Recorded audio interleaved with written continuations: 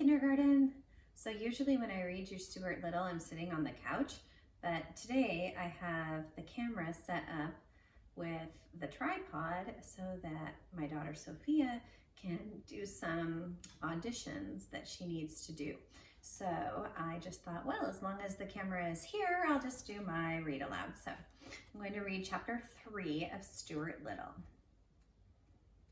Chapter 3 is called Washing Up.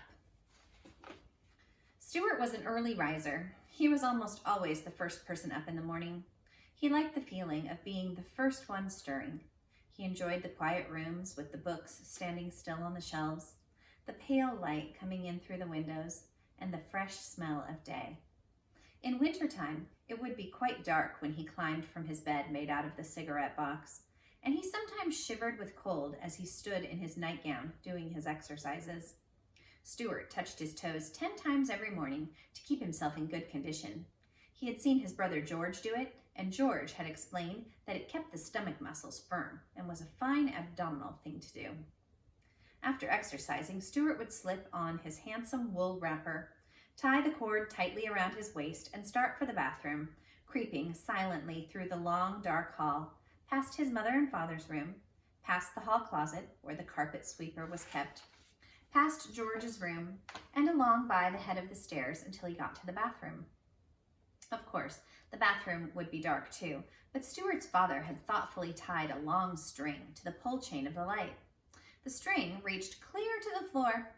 By grasping it as high as he could and throwing his whole weight into it, Stuart was able to turn on the light. Swinging on the string this way, with his long bathrobe trailing around his ankles, he looked like a little old friar pulling the bell rope in an abbey. To get to the wash basin, Stuart had to climb a tiny rope ladder, which his father had fixed for him. George had promised to build Stuart a small, special wash basin, only 1 inch high and with a little rubber tube through which water would flow. But George was always saying that he was going to build something and then forgetting about it.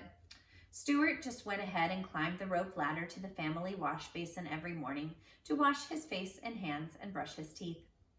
Mrs. Little had provided him with a doll-sized toothbrush, a doll-sized cake of soap, a doll-sized washcloth, and a doll's comb, which he used for combing his whiskers.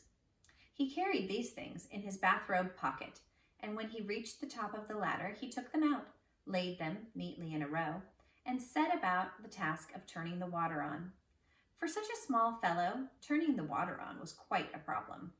He had discussed it with his father one day after making several unsuccessful attempts.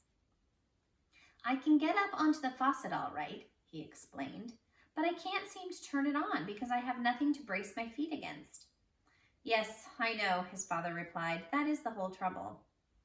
George, who always listened to conversations whenever he could, said that in his opinion, they ought to construct a brace for Stuart. And with that, he got out some boards, a saw, a hammer, a screwdriver, a bradawl, and some nails, and started to make a terrific fuss in the bathroom, building what he said was going to be a brace for Stuart. But he soon became interested in something else and disappeared, leaving the tools lying around all over the bathroom floor.